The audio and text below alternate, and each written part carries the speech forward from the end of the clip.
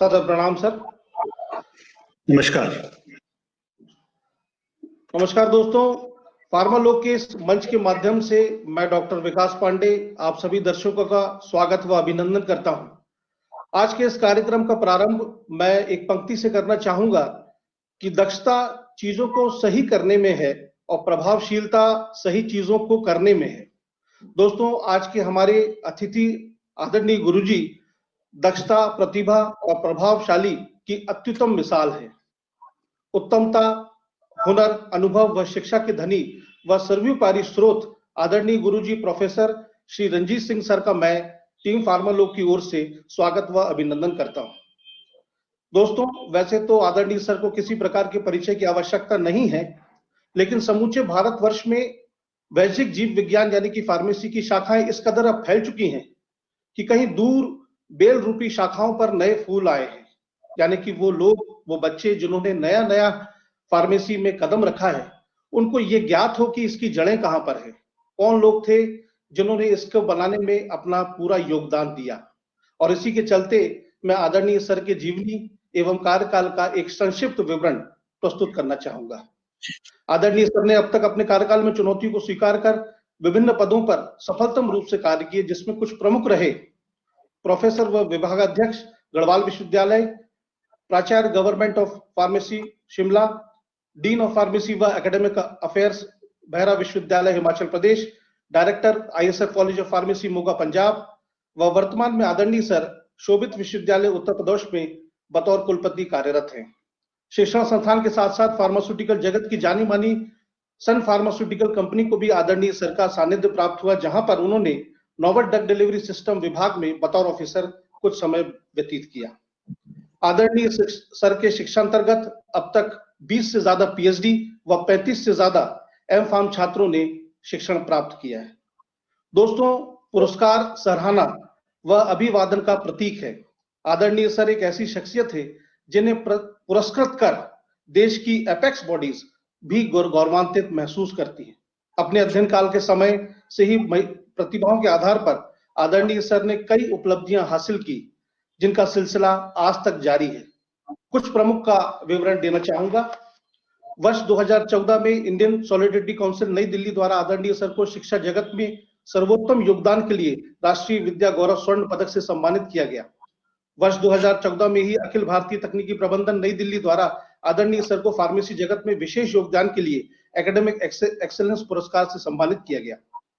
वर्ष 2014 में इसरा नीदरलैंड द्वारा आदरणीय सर को फार्मेसी शोध के लिए एक्सेलेंस इन रिसर्च का पुरस्कार दिया गया। वर्ष 2016 में डॉक्टर हरि सिंह गौर विश्वविद्यालय द्वारा आदरणीय सर को इलस्ट्रस एल्यूमिनस अवार्ड से सम्मानित किया गया। वर्ष 2018 में federation of Indian pharmacist organisation द्वारा आदरणीय सर को सर्वश्रेष्ठ प्राचार्य अवार्ड से सम्मानित किया गया। वर्ष 2019 में भारत नेपाल सांस्कृतिक समन्वय सम्मेलन एवं विचार गोष्ठी के दौरान भारत नेपाल समराष्ट्र संगठित द्वारा आदरणीय सर को अटल समराष्ट्र अवार्ड से सम्मानित किया गया। वर्ष 2020 में विश्व स्वास्थ्य संगठन द्वारा जारी सूची में आदरणीय सर का नाम विश्व के most fabulous health care leader में शामिल किया गया। दोस्तों, ऐसे प्रभावशाली शख्सियत का आज समय पाकर फार्मालोक का यह मन धन्य हो गया। अपना कीमती समय देने के लिए टीम फार्मालोक की ओर से मैं आदरणीय सर का हार्दिक स्वागत करता हूं। सर, आपकी आज्ञा हो तो आज के इस कार्यक्रम को आगे बढ़ाएं।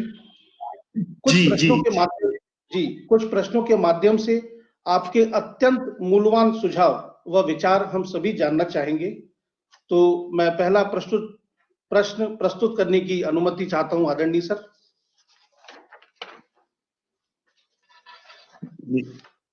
जी, पहला प्रश्न सर, हर व्यक्ति के जीवन में कैरियर चुनने का वक्त सबसे महत्वपूर्ण होता है सर, जिसमें कुछ शक्तियां व स्रोत उसे किसी एक क्षेत्र में आगे बढ़ने के लिए प्रेरित करती हैं।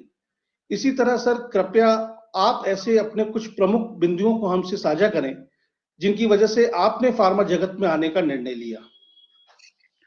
धन्यवाद डॉक्टर विकास, बहुत सारी प्रशंसा के लिए। इतनी सारी प्रशंसा का पात्र नहीं हूं और ये पूरी जर्नी में ऐसा ही पाया है कि यहाँ तक पहुंच के यही ज्ञान प्राप्त हुआ है कि अभी तो बहुत कुछ सीखना बाकी है, अभी हम कुछ भी नहीं है। ये जो आपका पहला सवाल है बेसिकली ये बहुत ही इंटरेस्टिंग है, और पहले तो मैं फार्मा लोक मंच को बधाई देना चाहूंगा कि इस तरह के कार्यक्रम का आयोजन जो है आप कर रहे हैं, जिसमें एकेडमिक्स और रिसर्च के अलावा एक जो अछूता एक भाग है, पार्ट है, उसको छू रहे हैं उन लोगों के जो फार्मेसी जगत में जिन्होंने अपना नाम कमाया है। तो मेरा जो फार्मेसी में एंट्री है, प्रवेश है, वो मात्र एक संयोग था। ये बहुत पहले की बात है। 1984 में मैंने, जिसको अभी +2 कहते हैं, तब उसको प्री मेडिकल प्री इंजीनियरिंग कहते थे +2 को ही, तो मैंने प्री मेडिकल किया था, क्योंकि उस समय दो ही प्रोफेशन लोगों के सामने होते थे, एक मेडिकल और एक इंजीनियरिंग। फार्मेसी का मुझे ABC भी पता नहीं था। तो एज यूजुअल मैं, क्योंकि मैथ्स में मेरा इंटरेस्ट नहीं था, बायोलॉजी का स्टूडेंट रहा, तो मैंने बायोलॉजी की साइड को अपना रुझान किया। और वो भी बड़ा इंटरेस्टिंग है, जब मैं अपनी मैट्रिक की पढ़ाई की मैंने अपने गांव से, हिमाचल प्रदेश के हमीरपुर डिस्ट्रिक्ट से, तो उसके बाद मेरी इच्छा थी कि मैं अमृतसर में जाके पढूं, क्योंकि वहां मेरे अंकल रहते थे। तो मैं वहां से अमृतसर आया और DAV कॉलेज अमृतसर में, जो एक प्रीमियर इंस्टीट्यूट है, वहां पे प्रवेश लिया, लेकिन पता नहीं था करना क्या है। तो जैसा लोगों ने कहा कि आप ना फिलोसफी रख लो, इकोनॉमिक्स रख लो, और हमने रख भी लिया। 1 महीना मैंने वो क्लास अटेंड की, तो 1 महीना में मैंने ये पाया कि मुझे कुछ भी समझ में नहीं आ रहा है। It is not my way, it is not my path to move. तो मैंने उसको चेंज करने की बात कही, जो कि एक बड़ी अनयूजुअल चीज थी, आर्ट्स से साइंस में चेंज करने की बात। ये 1982 की बात होगी। 1982 में जब मैं 11वीं में जाना था मुझे, यानी 11वीं में एडमिशन लिया था। तो चलिए, बहुत सारा प्रयत्न करने के बाद कुछ लोगों ने वहां मेरी मदद की, तो मैं साइंस में चला गया, बायोलॉजी मैंने ले ली। और DAV कॉलेज में उस समय, अब मुझे नहीं पता आजकल क्या होता है, लेकिन सेक्शन बनते थे। E सेक्शन सबसे इंटेलिजेंट लोगों का बनता था, उसके बाद F सेक्शन होता था, जिसमें बचे हुए लोग होते थे। तो प्रेप जिसको कहते थे +1, मुझे वो बचा हुआ सेक्शन F मिला, जिसमें मैं ट्रांसफर होकर गया। और मैंने वो, चलो उसमें पढ़ाई शुरू की, सब कुछ अच्छा रहा। और मैं यहाँ मेंशन करना चाहूंगा कि मैं एकदम गांव से आके अमृतसर जैसे शहर में आया था, तो वो ट्रांसफॉर्मेशन का जो स्टेज थी, दैट वाज वेरी डिफिकल्ट।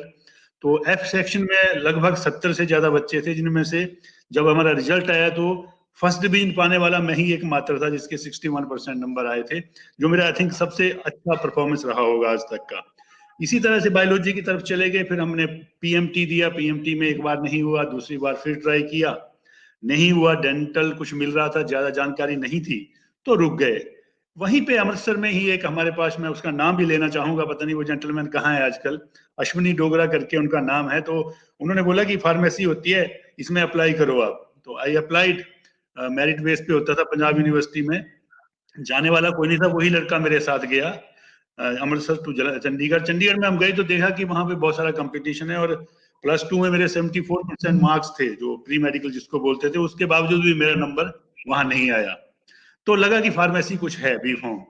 उसके बाद उसी महान व्यक्ति ने मुझे ये बताया कि हिमाचल गवर्नमेंट नॉमिनेशन करती है B.Pharm कोर्स के लिए। आपको सिर्फ एक एडवर्टाइजमेंट आती है, ट्रिब्यून एक अखबार है जो अभी भी छपता है चंडीगढ़ से, इंग्लिश का लीडिंग न्यूज़पेपर है, उसमें क्लासिफाइड करके आता था कि nominations are invited for admission to B.Pharm course. तो वो हमने एक प्लेन पेपर पे अप्लाई कर दिया, फ्रॉम अमृतसर, सिंपल डाक से भेज के।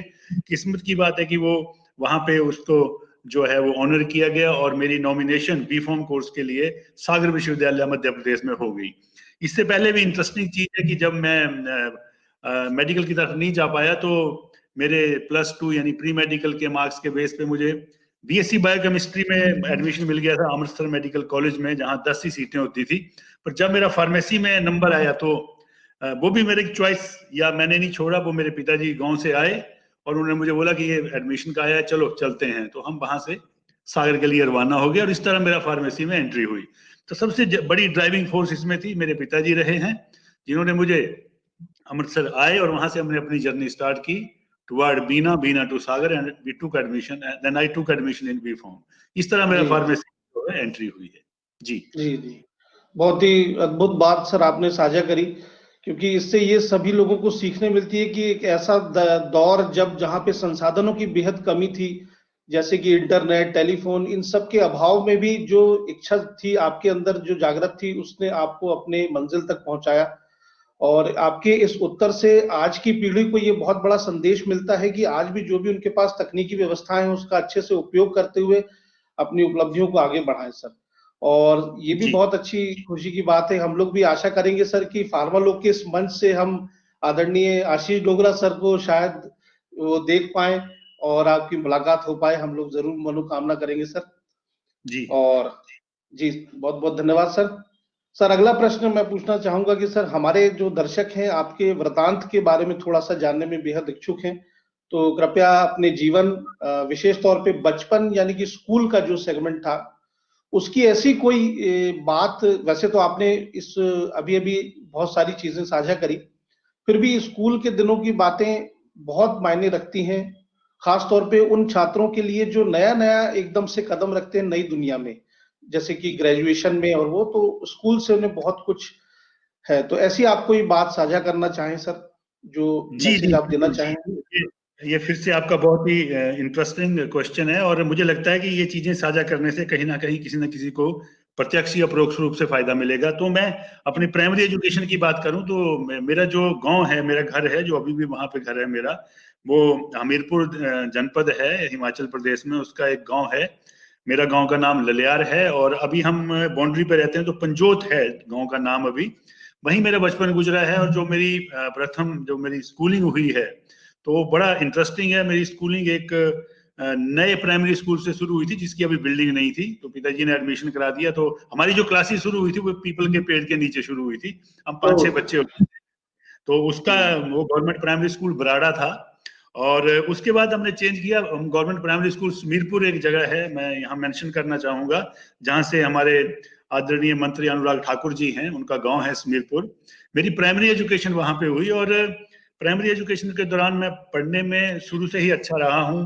मुझे अच्छी अभी भी याद है कि प्राइमरी स्कूल में हमारे हेड मास्टर जी मास्टर ख्याली राम जी होते थे, और चूंकि हम पढ़ने में अच्छे थे तो सरकार की तरफ से बिस्किट और नमकीन बंटने के लिए आते थे प्राइमरी स्कूल में। तो शनिवार को जो वो डिस्ट्रीब्यूशन होता था उसका इंचार्ज मैं होता था, तो हम बच्चों में बांटते, उसके बाद हमें पूरा पैकेट मिलता था, हम बहुत खुश होते थे। और यहाँ मैं बताना चाहूंगा, मेरे फादर बाय प्रोफेशन एक शॉपकीपर, एक शॉप है उनकी, अभी भी है हमारी शॉप वो ग्रोसरी की। तो हमें खाने पीने का कभी कोई प्रॉब्लम नहीं रहा है, हर चीज बहुत टाइट में मिलती थी। प्राइमरी एजुकेशन पूरी करने के बाद फिर मैं वहीं एक गवर्नमेंट जिसको हायर सेकेंडरी स्कूल बोला जाता था, जिसमें +2 तक की पढ़ाई होती थी, वहाँ government higher secondary school Bagwada हमारा था, वहां मैं चला गया। और क्योंकि एक खास चीज मैं यहाँ शेयर करना चाहूंगा कि मेरे फादर की तरफ से वो, कि हम गांव में रहते थे, हमीरपुर डिस्ट्रिक्ट जो हेडक्वार्टर है वो हमारे घर से 20 किलोमीटर पे है। तब बहुत कम फ्रीक्वेंसी में बसेस चलती थी, 1 घंटे में एक। पर उस वक्त भी हमारे यहाँ पे न्यूज़पेपर आता था और शाम के 4 बजे पहुंचता था। तो हम रोज न्यूज़पेपर पढ़ना और कॉमिक्स पढ़ना, ये मेरे पिताजी मुझे प्रोवाइड करते थे, वो मैं पढ़ता रहता था। और एक वृत्तांत मैं यहाँ पे शेयर करना चाहूंगा, जब मैं 6th क्लास में बड़े स्कूल में गया तो वहां पे हमारे एक प्रिंसिपल साहब थे जो बड़े सख्त प्रिंसिपल माने जाते थे। मैं नाम लेना चाहूंगा उनका, गिरधारी लाल शर्मा जी थे, पगड़ी लगाते थे वो। और उनका एक आदत थी, एक बहुत अच्छी हैबिट थी कि जब प्रार्थना सभा होती थी सुबह स्कूल में, तो वो जनरल नॉलेज के क्वेश्चन पूछते थे। तो जैसे ही मैं 6th में मेरी अच्छा। एंट्री हुई, नया नया स्टूडेंट वहां था, तो उन्होंने एक बड़ा अच्छा सवाल पूछा। ये भारतीय जनता पार्टी, सॉरी जनता पार्टी तब नई नई बनी थी, जयप्रकाश जी के नेतृत्व में चंद्रशेखर इसके प्रेसिडेंट थे। तो उनका सवाल था कि जनता पार्टी का प्रेसिडेंट कौन है। तो पूरी प्रार्थना सभा में जहां 700-800 बच्चे रहे होंगे, 2 लोगों ने हाथ खड़े किए थे, एक मैं था, एक मेरा ही हमनाम रणवीर सिंह था, उसने हाथ खड़ा किया। पहले उसको पूछा क्योंकि वो इंटेलिजेंट स्टूडेंट माना जाता था, तो उसने जयप्रकाश नारायण बताया।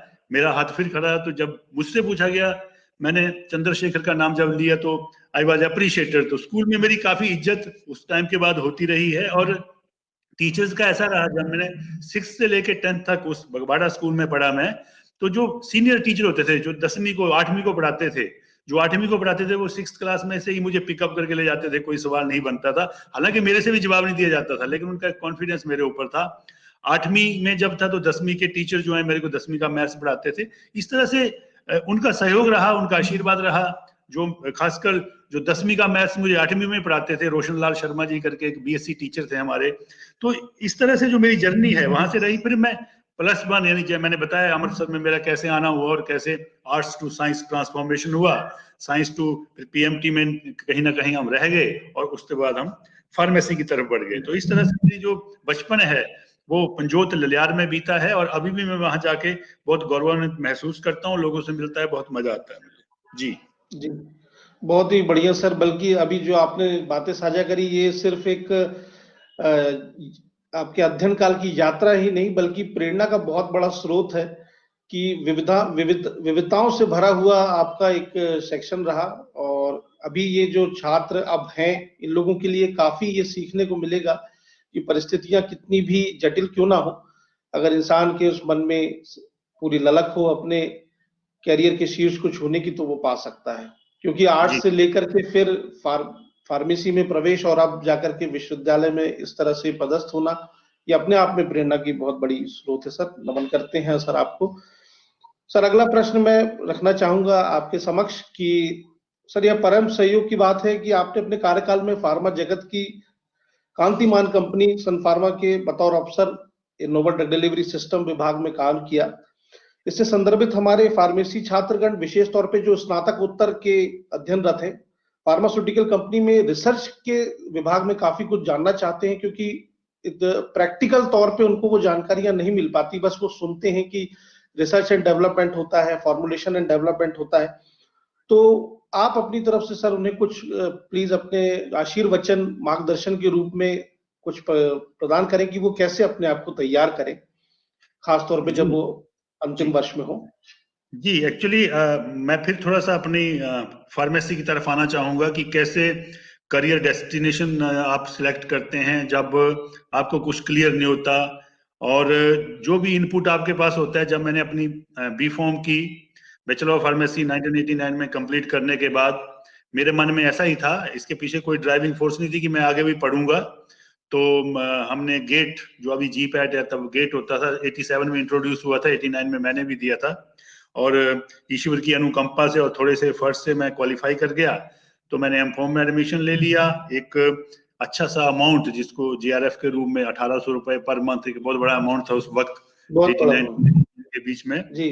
तो वो करने के बाद ये भी पता था कि भाई फार्मास्यूटिक्स में ही आगे बढ़ना है। इसका रीजन क्या है ये हमें नहीं पता था, हमें ये पता था फार्मास्यूटिक्स एक अच्छी ब्रांच होती है। लेकिन मैं यहाँ कहना चाहूंगा कि फार्मेसी की कोई भी ब्रांच जो है, वो सारी ब्रांचेज अच्छी हैं।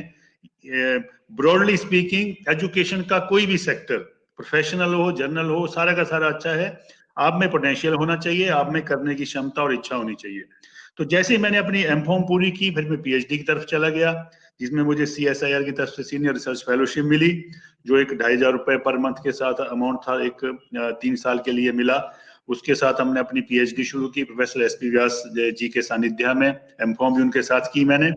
वो करते करते मन में ये था कि पहले इंडस्ट्री ट्राई करेंगे, उसके बाद अगर चेंज करना होगा तो चेंज करेंगे। तो मैंने सन फार्मा कुछ 3-4-5 इंडस्ट्री में इंटरव्यू दिए, आगे तक बढ़ा काफी। सन फार्मा से ऑफर आया, वहां चले गए। करियर की शुरुआती दिन थे, तो बहुत सारी चीजें रहती थी साथ में, इमोशनल होना, बड़ौदा जैसे शहर में पेमेंट्स भी बहुत हेल्दी नहीं होती थी। तो 11-12 महीने का एक सफर रहा, जिसमें मैंने बहुत कुछ सीखा फॉर्मुलेशन डेवलपमेंट में। इनफैक्ट ये जाना, जो हम गैप की बात करते हैं, इंडस्ट्री में क्या होता है और एकेडमिया में क्या होता है, उसमें काफी फर्क है। उस गैप को हमने समझा और ये पाया कि हम जो पढ़ते हैं उसका यूज होता है, मैं ये नहीं कहूंगा यूज नहीं होता, लेकिन वहां पे लाइन थोड़ी बदल जाती है। तो फॉर्मुलेशन डेवलपमेंट में अलग अलग सेक्शन में काम करके, चाहे वो ओरल ड्रग डिलीवरी हो, इंजेक्टेबल्स हो, एरोसोल्स हो, सब देखा मैंने वहां पे।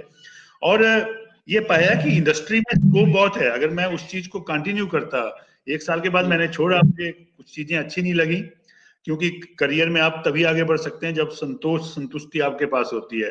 तो कहीं ना कहीं से वो संतुष्टि नहीं थी, पैसा भी मैटर नहीं कर रहा था ज्यादा। पर फिर मैं टीचिंग में शिफ्ट हो गया और सबसे पहला मैंने अपना career BN college of pharmacy Udaipur से शुरू किया, जहाँ प्रोफेसर डांगी होते थे प्रिंसिपल, उनके सानिध्य में।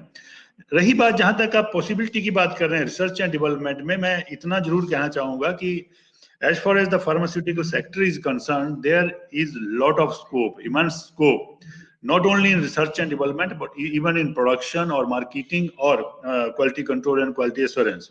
research and development एक ऐसा पार्ट है जहां हम इनोवेशन की बात करते हैं, कुछ नया करने की बात करते हैं। तो जिनको रियल टाइम रिसर्च करनी है और ऐसा कुछ करना है कि जो समाज के काम आ सके, तो वो उनको इंडस्ट्री में जाना ही चाहिए, नो डाउट। क्योंकि एकेडमिया में हम ये सीख जाते हैं कि रिसर्च को करना कैसे है। We come to know about the basic things about the research, how to do it, and when you get a chance to do it in industry, you can create wonders, because क्योंकि वहां पे आपका target oriented research आपको करनी पड़ती है, जिसमें आपको आउटपुट देना होता है। सुविधाएं सारी होती हैं, आपकी पास इक्विपमेंट्स होती हैं, इंस्ट्रूमेंट होते हैं जो क्वालिफाइड और वैलिडेटेड होते हैं। तो फार्म इंडस्ट्री में आज भी हम कहें, जब हम आत्मनिर्भर भारत की बात करते हैं और जितनी सारी पॉलिसीज गवर्नमेंट की अभी हैं, फार्मास्यूटिकल सेक्टर एक ऐसा है, आप भी इसी में, मैं भी इसी में हूं, ये वो सेक्टर है जो रिसेशन के समय भी वाइब्रेंट रहा है और वाइब्रेंट रहेगा। क्योंकि हेल्थ सेक्टर एक ऐसा है जो हेल्थ की प्रॉब्लम हमेशा रहेगी, और जो हमारी मेडिसिन हैं जो हम समाज के लिए कर रहे हैं ताकि उनकी पीड़ा दूर हो सके, वो हमेशा स्कोप बना रहेगा। इंडस्ट्री में इंडियन कंटेक्स्ट में भी बहुत सारा स्कोप है। मेरा इसमें यही मानना होता है कि जिसका जरा भी इंटरेस्ट हो रिसर्च एंड डेवलपमेंट में जाने का, वो इंडस्ट्री पहले ट्राई करे। नहीं, इसके अलावा कुछ प्योर रिसर्च ऑर्गेनाइजेशंस हैं जो नाइपर और इस रूप से हैं, तो वहां भी हम अपनी रिसर्च का काम कर सकते हैं। पर मुझे ये लगता है कि अगर आपको रिसर्च में जाना है तो आज आपके पास स्किल्स होनी चाहिए, जिसमें टेक्निकल स्किल्स तो जरूरी है ही हैं, इसके अलावा आपके पास कम्युनिकेशन और सॉफ्ट स्किल का होना भी जरूरी है, जो आप अपनी बात कह सकें और अपनी बात लिख के या कह के आगे एक प्रभावी तरीके से लोगों को बता सकें। तो स्कोप बहुत है, ये एवर ग्रोइंग इंडस्ट्री है। आप अपनी स्किल्स को डेवलप करिए, उनको एनहांस करते रहिए। There is a lot of scope in research and development और फॉर्मुलेशन एंड डेवलपमेंट। जी जी बहुत बहुत धन्यवाद सर, इस पूरा विस्तार पूर्वक इसका विवरण देने के लिए। और आशा करता हूं कि दर्शकों, जो भी विशेष तौर पे एम फार्मेसी के छात्र, उनको बहुत सारी चीजें सीखने को मिली होंगी। आदरणीय सर के जो उत्तर रहा उसमें से कुछ प्रमुख बिंदु ये सबसे बड़ा था कि सेल्फ सेटिस्फेक्शन होना बहुत जरूरी है, और हर विभाग में स्कोप है। ऐसा नहीं है कि आप निराश हो कि प्रोडक्शन और क्यूए में नहीं है, वहां पर भी है। और जैसा कि आदरणीय सर ने बताया कि पेशेंस और पैशन ही वो सीढ़ी है जिससे आप कंटिन्यू कर सकते हैं। तो ओवर एंड ऑल जो अभी पढ़ रहे हैं दर्शक, जो बच्चे एम फार्मेसी में है, वो पूरे तरीके से इंस्ट्रूमेंट हैंडलिंग और स्किल्स को सीखें, क्योंकि उसका सही भोग वहीं पर ही होगा। और चूंकि आदरणीय सर एक जीती जागती मूर्त हैं, जिन्होंने दोनों ही क्षेत्रों में अपना अनुभव लिया है, तो ऐसा बहुत कम होता है कि इंडस्ट्री और एकेडमिक्स के सानिध्य से मिले। इसके लिए सर का मैं बहुत बहुत धन्यवाद करता हूं इस शानदार उत्तर के लिए। अगले प्रश्न की ओर सर मैं बढ़ना चाहूंगा। सर, आपने अपने जीवन में शिक्षा जगत में विविधता पूर्वक कई सफलतम भूमिकाएं निभाई। आपका फार्मेसी शोधकर्ता से लेकर के विश्वविद्यालय कुलपति तक का अब तक का सफर हम सब के लिए प्रेरणा का बहुत बड़ा स्रोत है सर। इस संदर्भ में हम सब ये जानना चाहते हैं कि आपके लिए ऐसी कौन सी शक्तियां व अभिप्रेरणाएं रही जिन्होंने आपको यह सफर तय करने में निरंतर गतिवान रखा, जिसे बल दिया। ऐसी कोई आप साझा करना चाहें सर? जी जरूर। मैं इतना कहूंगा कि अभी तक जितनी मेरी जर्नी रही है, ये professional journey, it is very exciting, बहुत मजेदार रही है और बहुत संतोषजनक रही है। जैसे अभी आपने मेंशन किया, मैं ये संदेश देना चाहूंगा अपने सभी साथियों को, जो यंग लोग हैं, नौजवान लोग हैं, कि जो भी करें वो पैशन के साथ करें, और जिस भी फील्ड में चले जाएं उसको लाइक करें और लव करें। You have to love and like the field, then you can perform in every field. कोई भी फील्ड आप इंडस्ट्री में पकड़ें, चाहे आप एकेडमिक्स में हो, हर फील्ड का अपना महत्व है और सभी को अपना अपना रोल प्रभावी रूप से देना है, करना है, तभी सफलता मिलती है। मैंने जैसे बताया कि पहले मैं इंडस्ट्री में गया, इंडस्ट्री में रहा, थोड़े दिन तो इमोशन में ही निकल गए, फिर थोड़ा समझा, सिस्टम को समझा, पर फाइनली मुझे लगा लगभग 11 साढ़े 11 महीने का कार्यकाल मेरा फॉर्मुलेशन डेवलपमेंट में रहा। बड़ौदा में मैंने जॉब किया था, सन फार्मा एडवांस रिसर्च सेंटर में। मेरे को लगा कि नहीं, मुझे टीचिंग में शिफ्ट हो जाना चाहिए। क्यों लगा मुझे नहीं पता, वहां गाइड करने वाला कोई नहीं। कुछ दोस्त होते हैं जिनसे हम डिस्कशन करते रहते हैं, वो हमेशा हमें गाइड करते रहते हैं। तो टीचिंग में जाना है तो कहाँ जाना है? जैसे मैंने बोला कि मैं बड़ौदा से उदयपुर शिफ्ट हुआ, प्रोफेसर डांगी वहां प्रिंसिपल थे, JS डांगी सर, और उनसे मेरी मुलाकात कैसे हुई कि जब उन्होंने लेट अपनी पीएचडी की थी, वो काफी सीनियर हमारे हैं। पीएचडी उन्होंने तभी की जब मैं अपनी पीएचडी फुल टाइम सागर विश्वविद्यालय से परस्यू कर रहा था। तो मेरे स्वभाव में रहा है कि मैं हमेशा मदद करता हूँ लोगों की और मस्त रहता हूँ, तो उसी स्वभाव के कारण उनसे मेरे रिलेशन डेवलप हुए, कनेक्ट हुआ। उन्होंने एक बात कही थी कि जब भी आपको टीचिंग में आना हो तो मेरे को याद करना। तो जब बड़ौदा में मैंने ये तय किया कि अब मुझे जो है टीचिंग में जाना है, मैंने उनको बोला, तो उन्होंने बोला चलो आ जाओ आप। तो सितंबर 1997 की बात है, बड़ौदा से बस में बैठे, सामान के 10, 12, 15 जो भी कार्टन बने वो बांध के, फैमिली के साथ, एक छोटा बच्चा मेरे साथ था, मेरी वाइफ। और मैं यहाँ बताना चाहूंगा कि लोग आपको कैसे मिलते हैं, कैसे वो आपकी मदद करते हैं।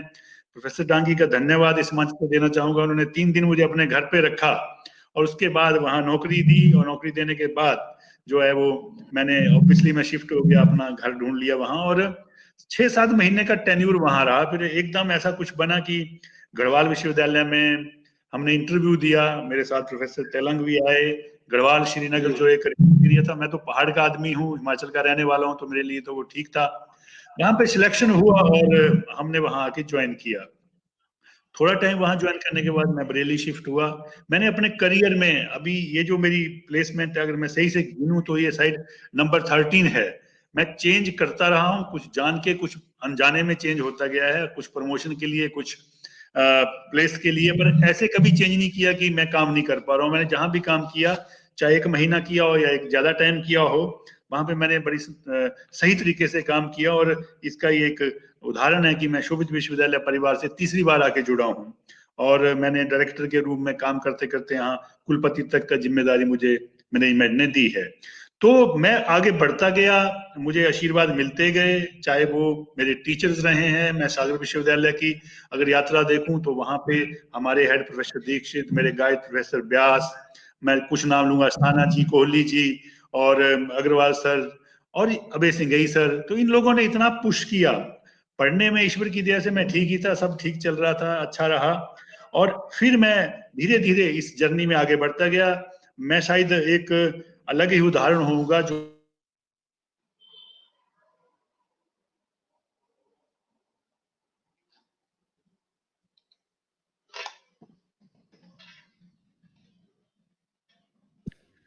इसके अलावा जितने तरह के एकेडमिक इंस्टीट्यूट हो सकते हैं, मैंने सब में वो काम किया है। टीचर्स का सहयोग मिला, परिवार का सहयोग मिला, क्योंकि when you keep on moving तो ये बड़ा प्रेरणादायक होता है, पैकिंग करना, बांधना, फिर पहुंचना। तो इसमें मेरी पत्नी का, मेरे बच्चों का बड़ा सहयोग रहा है। सभी की सपोर्ट से मेरे परिवार, मेरे माता पिता जो कि गांव में रहते थे, मैं आई एम ओनली सन, एक मेरी सिस्टर हैं, तो वहां से ये जर्नी शुरू हुई। आज मैं यहाँ बैठा हूँ तो बहुत संतुष्ट हूँ, और आज भी मैं कोशिश ये करता हूँ कि ईमानदारी से काम करूँ, संस्था के हित में बात करूँ, संस्था का सोचूं, और जो मिला है उससे संतुष्ट रहूं, और मैं संतुष्ट भी हूं, और अपना बेस्ट दूं। तो ये मेरी जर्नी रही है सारी, जितनी प्रोफेशनल आपने अभी तक देखी है। सभी का सहयोग रहा और इसी तरह मैं आगे पहुंचा। मेरे कुछ मित्र जिनसे मैं लगातार डिस्कस करता रहता हूँ, प्रोफेसर सुरेंद्र श्राफ हैं लखनऊ वाले, उनकी प्रोफेसर शुभनी है, जिनसे मैं जनरली अपना करियर का डिस्कशन कर, जब मूव करता हूँ तो उनसे पहले डिस्कशन करता हूँ 2-3 लोगों से, फिर मैं मूव कर जाता हूँ। और जो मूव कर जाता हूँ, जैसे मैंने कहा कि भाई जहां आप पहुंच गए, you start doing good there, like that job, love that place, and you will be able to do wonders. जी जी, बहुत बहुत धन्यवाद सर। बहुत ही हृदय स्पर्शी बातें आपने साझा करी, और आपके उत्तर सुनकर के मैं खुद गदगद हो गया, क्योंकि गुरुओं के प्रति जो आपका आदर भाव है, जो प्रेम भाव है, ये बहुत ही सीखने वाली बात है हम सभी के लिए जो आगे बढ़ रहे हैं। और आपके इस उत्तर के माध्यम से डेफिनेटली ये बहुत हमेशा हम लोगों के हृदय में बात रहेगी कि लव एंड लाइक का जो फॉर्मूला है वो जरूर रखें जहां पर भी कार्य करें।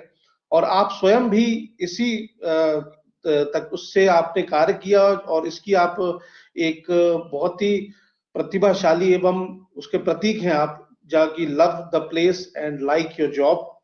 और डेफिनेटली आप आपके माध्यम से और इस फार्मालोग के मंच के माध्यम से आदरणीय दांगी सर और व्यास सर, दीक्षित सर, सभी आदरणीय गुरुजनों को हम लोग भी सर बहुत प्रणाम करते हैं।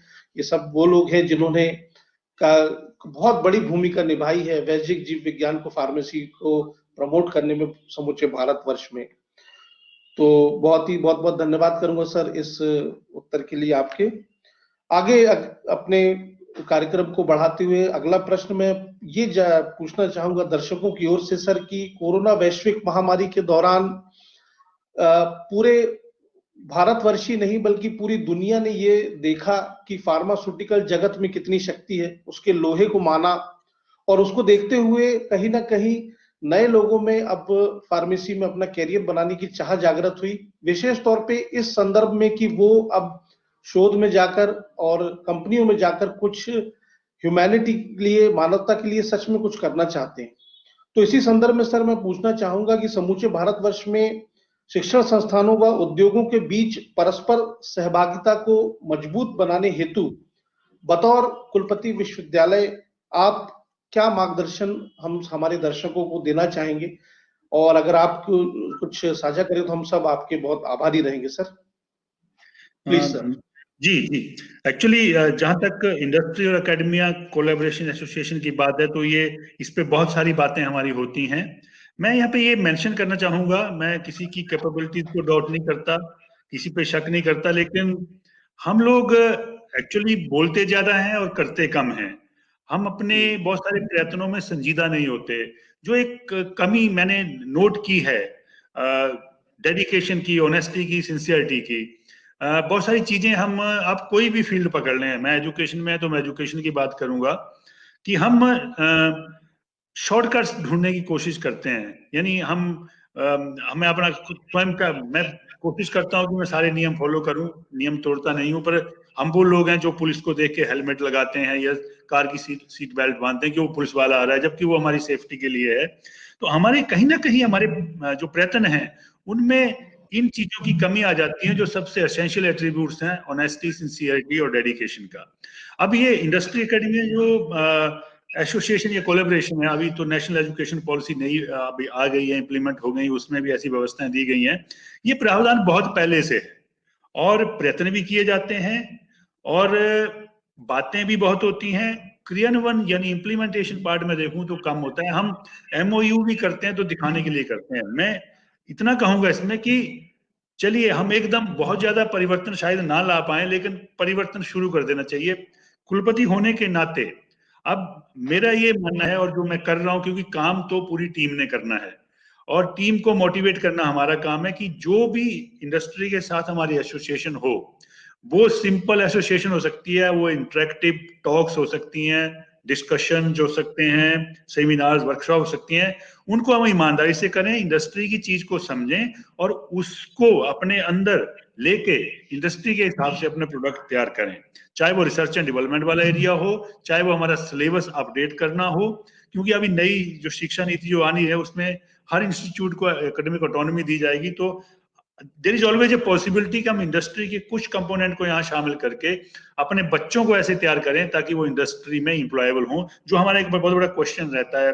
आप शायद इसमें एग्री करेंगे, प्रॉब्लम यही है कि हमें अपने प्रयत्नों में जो ईमानदारी वाली कमी है वो ईमानदारी लानी पड़ेगी।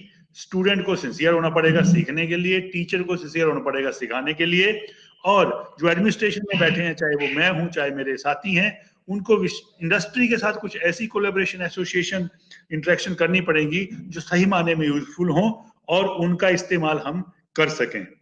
तो वैसे भी मैं अगर अपने विश्वविद्यालय की बात करूं तो टेक्नोलॉजी में, इंजीनियरिंग टेक्नोलॉजी में 8वें सेमेस्टर में हम फुल टाइम इंटर्नशिप जो है, पूरे सेमेस्टर की इंटर्नशिप इंडस्ट्री में कराते हैं। वहीं से हमारे बच्चे जो है प्लेसमेंट में चले जाते हैं। तो इस तरह की जो विधाएं हम इसको फॉलो कर रहे हैं, बस इनको और स्ट्रेंथन करने की जरूरत है, यानी कि they are already in place, what we need is to strengthen them. These all collaborations, associations, tours, even simple industry tool अच्छे से कर लें हम, तो बच्चा एक्सपोज हो जाता है और समझ जाता है इंडस्ट्री में क्या जरूरत है। इंडस्ट्री के लोगों को हम बुलाएं, वो इंटरेक्ट करें, हम इंडस्ट्री में जाएं। तो इस तरह से हमने कुछ एमओयू भी साइन किए और हम कोशिश कर रहे हैं कि उन एमओयू को हम जो है वो प्रभावी रूप से क्रियान्वयन कर सकें, इंप्लीमेंट कर सकें इन रियल सेंस। इस तरह के स्टेप्स हम विश्वविद्यालय में ले रहे हैं और मुझे आशा है कि आने वाले समय में and also in light of national education policy, we will be able to do certain very good things where we can enhance employability of the students and their skills. जी जी, बहुत बहुत धन्यवाद सर। बहुत ही मूल्यवान आपका ये उत्तर रहा और इसमें बहुत सारी चीजें को स्पष्ट किया आपने कि सिर्फ खाना पूर्ति नहीं बल्कि शॉर्टकट्स भी नहीं, छोटे छोटे प्रयासों से भी कार्य करते हुए संस्थानों को ये एक्टिविटी होनी चाहिए कि वो किस तरह से म्यूचुअल एक अंडरस्टैंडिंग एस्टेब्लिश कर सकें बच्चों के उज्जवल भविष्य हेतु। और जैसा कि अभी अभी हाल ही में आपने साझा किया सर कि बहुत सारे चेंजेस, बदलाव आपने अपने कार्यकाल, अध्ययन काल में, स्कूल काल में प्रतीत किए, महसूस किए, फिर भी आपने उन सारी चुनौतियों को स्वीकार करते हुए आगे बढ़े। अभी हाल ही में हम लोग सर, सभी लोग जो इस मंच है और साथ ही साथ शिक्षा जगत के माध्यम से बच्चों में देखते हैं कि अभी जैसे आपने बात, एक बहुत ही सुंदर बात कही कि शॉर्टकट बहुत जल्दी अपनाना चाहते हैं और जो नियम है वो सिर्फ दिखाने भर के लिए है, बल्कि जबकि वो सब हमारे लिए ही बने हैं। तो बच्चों की आजकल सर बिल्कुल फास्ट फूड वाली लाइफ है, जिसकी वजह से जो मुख्य चीज है, अपने अपने कंफर्ट जोन से वो घबरा जाते हैं। वो सोचते हैं कि फिर अब हम सपने बहुत बड़े देखते हैं, लेकिन चुनौतियों को स्वीकार करने में जैसे ही सामना होता है तो वो डर पड़ते हैं।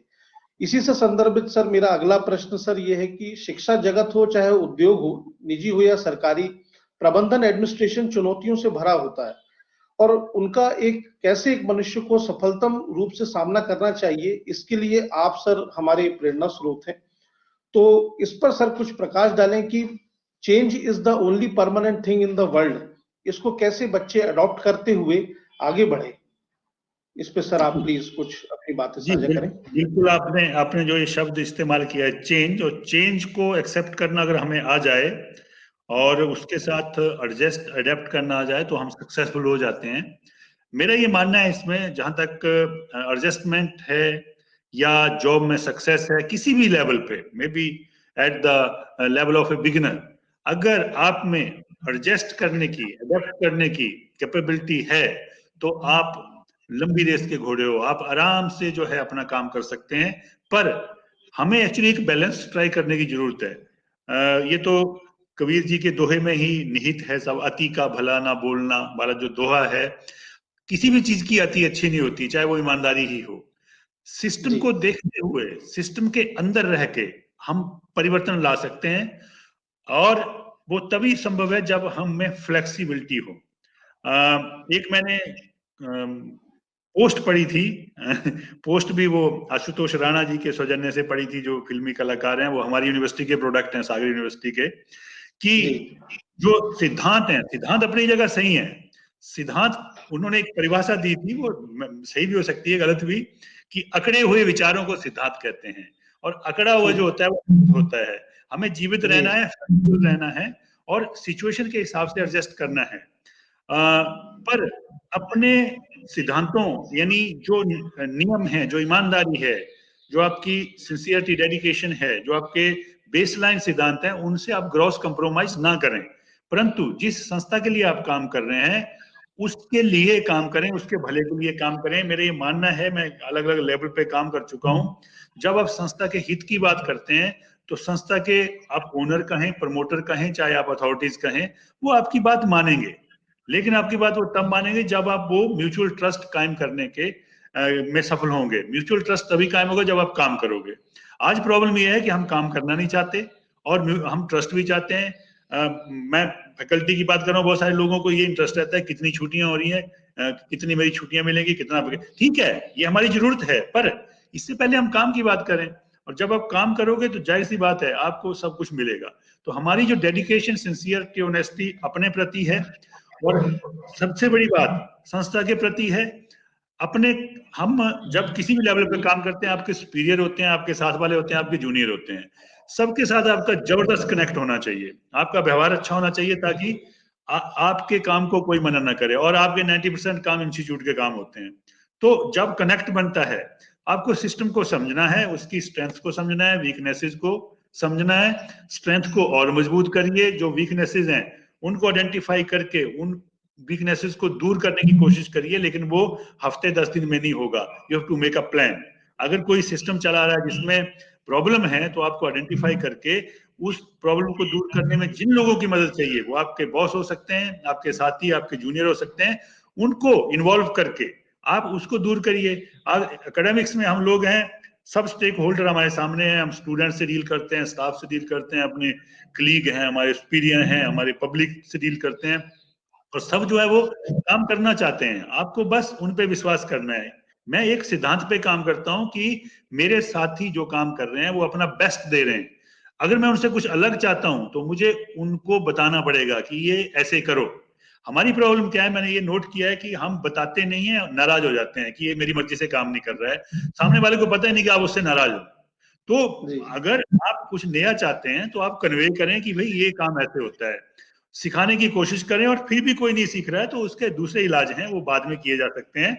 तो ये बहुत जरूरी है कि if you want something different then you ask और टीच और let your colleagues learn that, only then they will be able to do. पहले सिखाओ, फिर अपेक्षा करो।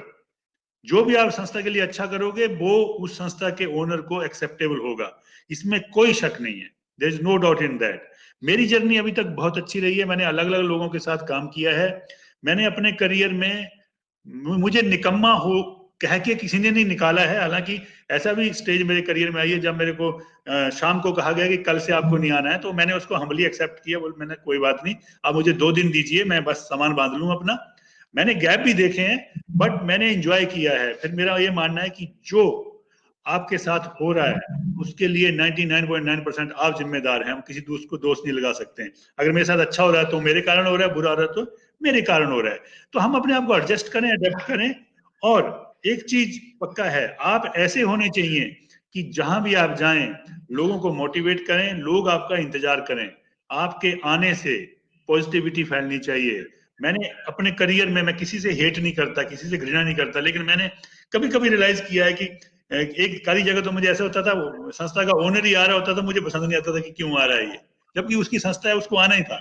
इसका मतलब है कि समहाउ वो ओनर वो ऑरा क्रिएट नहीं कर पाया मेरे सामने कि वो मुझे मोटिवेट करे, उसका होना मुझे मोटिवेट करे। मैं वो लीडर बनना चाहता हूं और कोशिश करता हूं कि मेरा होना, मेरी उपस्थिति मेरे साथियों को मोटिवेट करे। उसी में काम आपका हो जाता है। सबसे बड़ी बात यह है, सिस्टम के अंदर रह के उसका सम्मान करते हुए हम जो है उसको चेंज कर सकते हैं, ना कि उसकी निंदा करके। मेरा यह है, आप फीडबैक लो और फीडबैक दो। आप में गट्स होने चाहिए। अगर मेरे सामने कोई कहता है सर आप में ये कमी है, तो मैं उसको एक्सेप्ट करता हूं।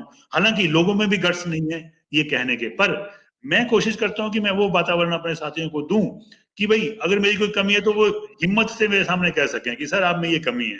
फिर मुझे एनालिसिस करना है, then I should have guts to accept that and change myself. तो एडजस्ट करिए, अडॉप्ट करिए, एंजॉय करिए, लाइफ को भी और काम को भी। जिंदगी में बहुत मजे हैं जी। बहुत बहुत धन्यवाद सर। बड़ी ये हृदय स्पर्शी आपकी बात थी और इससे तो हम सबको बहुत सीखने मिला। मैं तो बिल्कुल लाइव आपको सुन रहा हूं तो मैं एकदम गदगद हो गया। मुझे बहुत कुछ अच्छा महसूस हुआ ये सीखने को।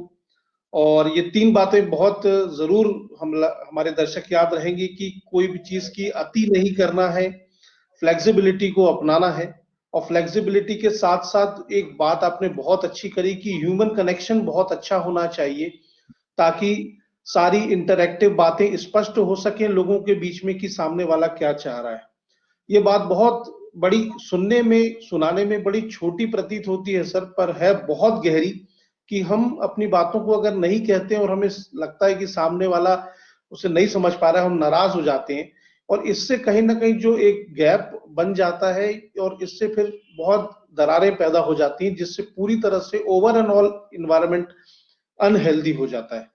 तो ये बहुत ही अच्छी बात कही। और सर आपने, आपके उस उत्तर से मैं आशा करता हूं कि सभी दर्शक इस बात को सीख पाएंगे कि कैसे फ्लेक्सिबिलिटी और चेंज को अडेप्ट करना है। और इसी के साथ में सर अगला प्रश्न आपके समक्ष रखना चाहूंगा कि आदरणीय सर, फार्मेसी पाठ्यक्रम एक प्रयोग यानी कि प्रैक्टिकल उन्मुख पाठ्यक्रम है, जिसके लिए आवश्यक है उत्कृष्ट प्रयोगशालाएं। इसके लिए भारतवर्ष में स्थित फार्मेसी संस्थान, निजी हो चाहे सरकारी, की प्रयोगशालाओं को विकसित करने हेतु आप कुछ अपने अगर मूल्यवान सुझाव दें तो हम बहुत आभारी रहेंगे आप सबके। जी सर। जी विकास, इसमें मैं फिर वही उसी से शुरू करना चाहूंगा। कहीं ना कहीं हमें अपने प्रयत्नों में संजीदा होना पड़ेगा। प्रमोटर से लेके प्रिंसिपल से लेके फैकल्टी तक हमें अपने रोल बड़े ही संजीदा ढंग से निभाने पड़ेंगे। जहां पे कुछ गलत हो रहा है तो गलत को गलत कहने के गट्स हम में लाने पड़ेंगे। तो अभी जैसे आपने कहा, ये बिल्कुल वास्तविकता है, सच्चाई है कि फार्मेसी की अगर हम बात करें तो ये प्रैक्टिकल बेस्ड है और प्रैक्टिकल को बहुत वेटेज इसमें है। बहुत सारे अच्छे इंस्टीट्यूट हैं जो एक सिस्टम पे काम करते हैं, और मैं उन सभी इंस्टीट्यूट जो सिस्टम में काम नहीं कर रहे हैं, जिनके यहाँ सिस्टम डेवलप नहीं है, क्योंकि मेरा ये मानना है कि किसी व्यक्ति के आने जाने से संस्था पे कोई अंतर नहीं पड़ना चाहिए, और वो तभी संभव होता है जब वहाँ सिस्टम काम करता है। मैं यहाँ पे आज एज कुलपति बैठा हूँ, अगर मैं नाव भी हूँ तो भी संस्था को ऐसे ही चलना चाहिए। That is called system. तो जहाँ सिस्टम डेवलप नहीं है वहां हम सिस्टम डेवलप करें। और रूल्स रेगुलेशन, एक्चुअली अभी फिर मैं नेशनल एजुकेशन पॉलिसी की बात कहूंगा, जहां पे रूल रेगुलेशन को चेंज करने की बात की गई है, जहां उनको फैसिलिटेट रूल्स आपको फैसिलिटेट करेंगे रादर देन पनिश करने की। रूल रेगुलेशन होने के बावजूद जो है हम उनको फॉलो नहीं करते, छोटे छोटे कंप्रोमाइज करते हैं, जिनसे हमें बचना चाहिए। ये सारी जिम्मेदारी फैकल्टी पे आ जाती है। जब हम प्रैक्टिकल की बात करते हैं या टीचिंग की बात करते हैं, मेरी फैकल्टी अगर अच्छे से पढ़ा रही है, अच्छे से प्रैक्टिकल करवा रही है, तो मैं बच्चों को अच्छा ट्रेन कर पा रहा हूँ, वो बच्चे आगे सक्सेस होंगे। और वो तभी संभव है जब आपका इंफ्रास्ट्रक्चर आपको सपोर्ट करेगा।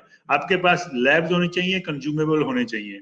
जहां ये नहीं है, जहां हम एज फैकल्टी या एज प्रिंसिपल ये कर रहे हैं कि ठीक है, अगर हम सामान नहीं लेंगे तो कुछ लोग खुश होंगे, तो वो बड़ी शॉर्ट टर्म गेन है, जिससे प्रोफेशन को बड़ा घाटा होता है, नुकसान होता है। मेरा ये मानना है कि आप अच्छी प्लानिंग करें, जहां, क्योंकि फार्मेसी एक खर्चीला प्रोफेशन है, इसकी कंज्यूमेबल जो है आने हैं, वो खर्च होना है।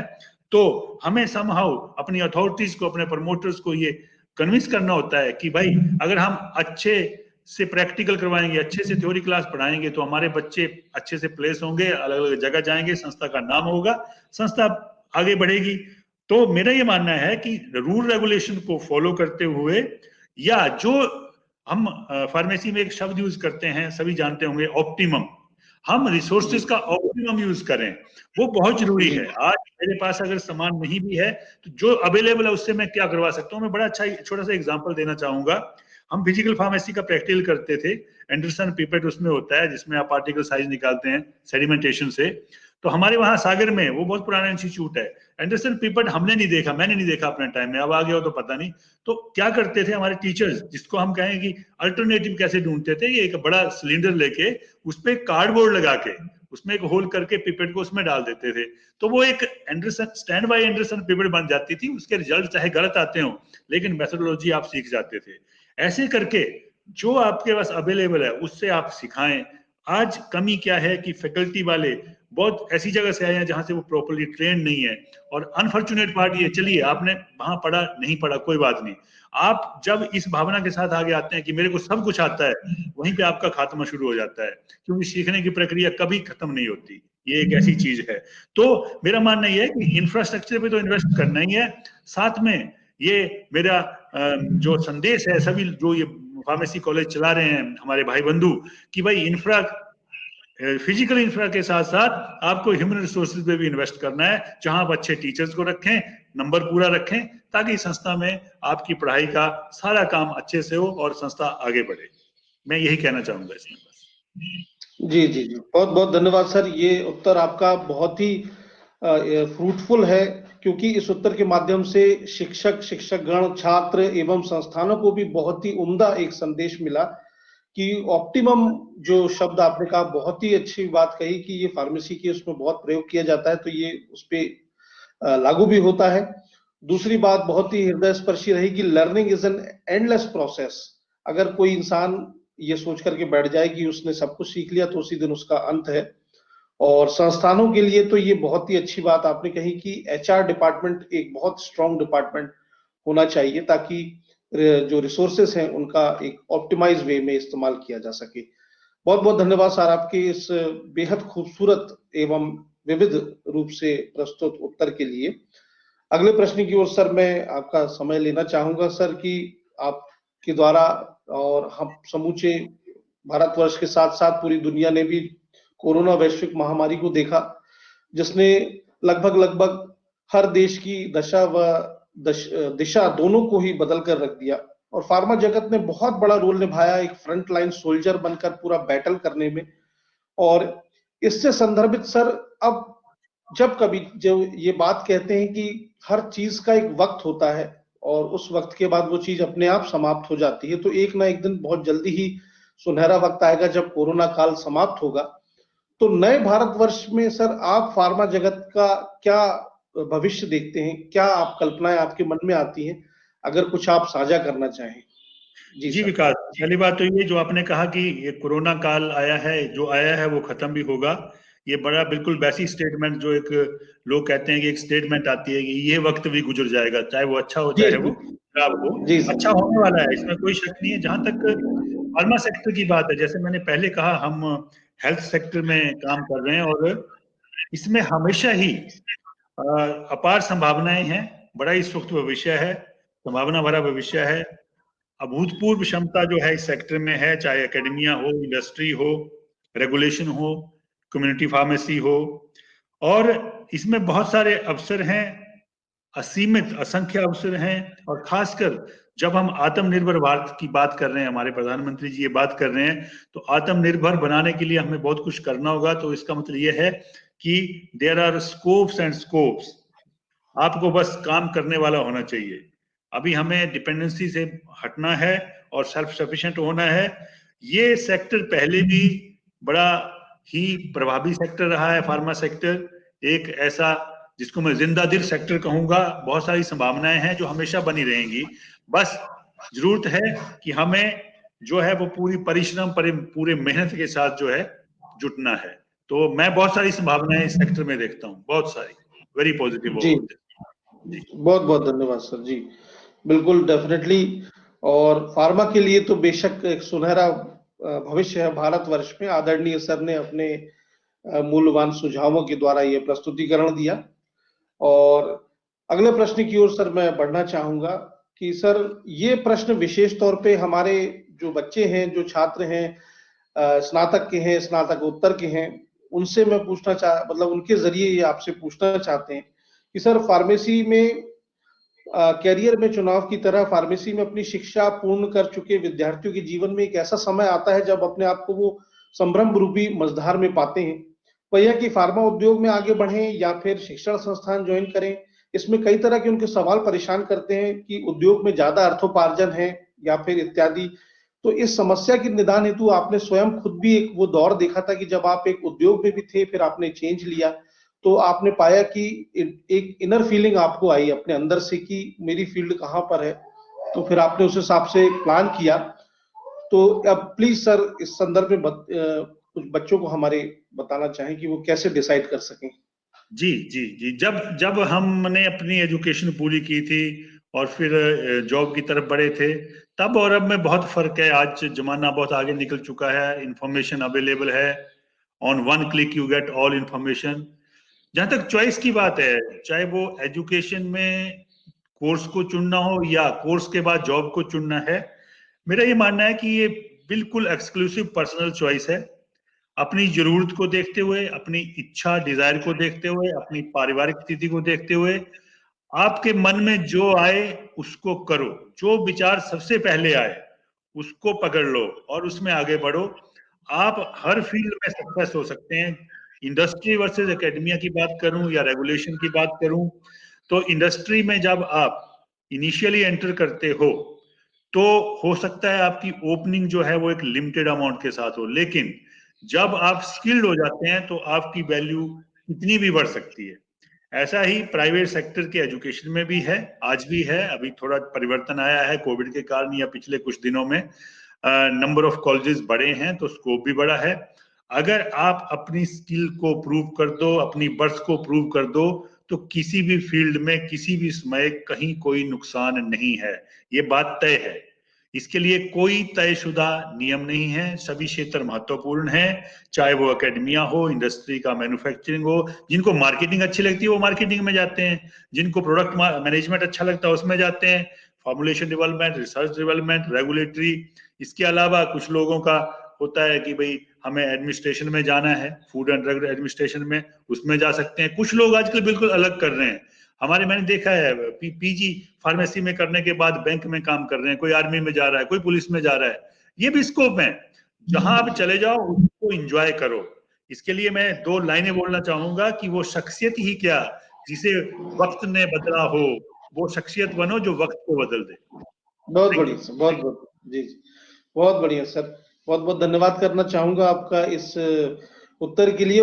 काफी हद तक ये मदद करेगा उन बच्चों के लिए जो काफी कंफ्यूजन में ये रहते हैं, और इस उत्तर से वो समझ सकेंगे कि उस तरह के जो क्षणिक लाभ और क्षणिक मोह है उस चक्कर में ना पड़े, क्योंकि इससे व्यक्ति विशेष, संस्थान, उद्योग सभी का नुकसान भी होता है, वक्त भी जाया होता है।